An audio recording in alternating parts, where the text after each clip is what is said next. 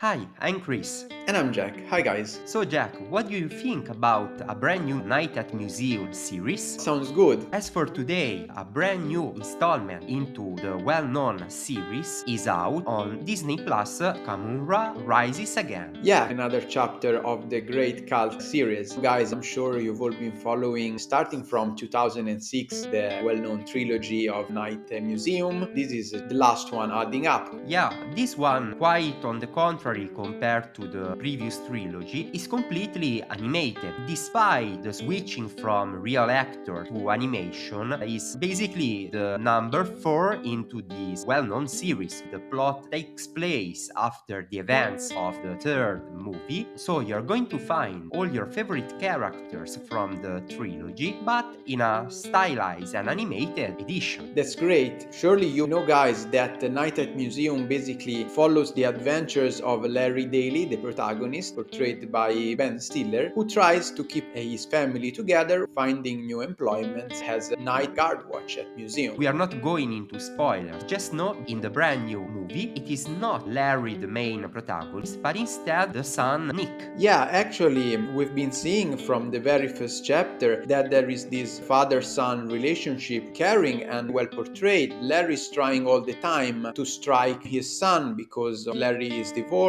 and now the son Nick lives with the father-in-law and the mother. Nick has always been fascinated by the father's adventure in the museum, as we can see throughout the trilogy. Also, he's pretty much the only one to know the museum's secret, beside his father. Actually, that's one of the biggest turning points of the plot of the first Night at Museum. Actually, we can see in Nick's adventures he's going to take his father role and keep this great legacy further on. You know, guys, I watched the movie as soon as it came out, but as for Jack, he didn't have the opportunity to watch it yet, but he recently watched the first and second installment in the series, so we can provide a different point of view. Yes, because on one side, in the first chapter, we see how Larry fits in the new role as guard watch at the museum. Of course, it's not easy in the first place because he doesn't really know anything about history. So, starting to discover his new job means also starting to discover recent or non so recent American history. In the Natural History Museum, he get to know a lot of things about his ancestors in particular, get even to know some of them because they come to life during the night. Every character has personality. I really like all of them. Amongst the great cast of the movies, must of course consider the great and beloved Robin Williams playing Theodore Roosevelt, one of the former president of America. Also, for example, Owen Wilson, the little cowboy, Sacagawea, the great character, actually is one of the main because a colleague of Larry in museum, she has written a thesis at university among these peculiar characters. So once animated,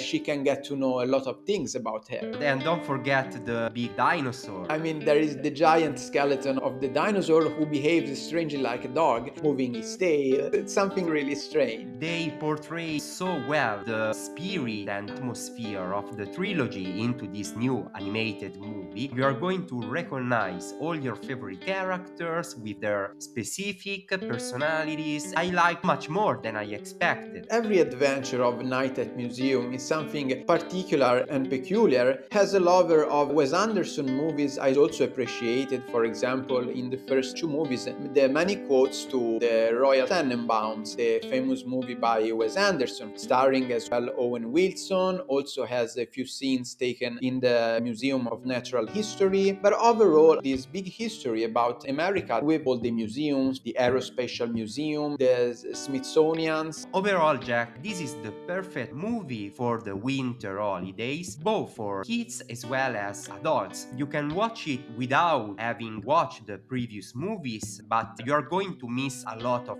Easter eggs. So my advice would be to find the first trilogy before watching this one. As I said, it's an exclusive of Disney Plus, and there you can find the previous trilogy as well. So there are no excuses. And as we said many times in the podcast, this is the perfect movie that both adults and kids can enjoy. During this winter time, I would totally recommend you. It can be one of the many marathons to enjoy on the sofa with a blanket when it's cold outside. Maybe with a hot chocolate. Sure, Chris, do it totally. So, guys, have you seen the movie yet? If so, what do you think about it? What are your memories about the original trilogy? Here on OCD Geeks, we chat about so many topics, including geeky pop culture, as well as music, language learning, and mental health. If it's the first time to listen to us, I would encourage you to subscribe on YouTube, as well as major podcast platforms such as Spotify and Apple Podcasts, to be the first one to know about newer episodes, as well as the big catalog that we have. Don't forget also to check out our second channel, AkiGeeks, where we mainly cover topics about video games and gaming culture. If you have suggestions and would you like to get in touch with us directly, you are welcome to follow us on Instagram at Chris_OCDGeeks,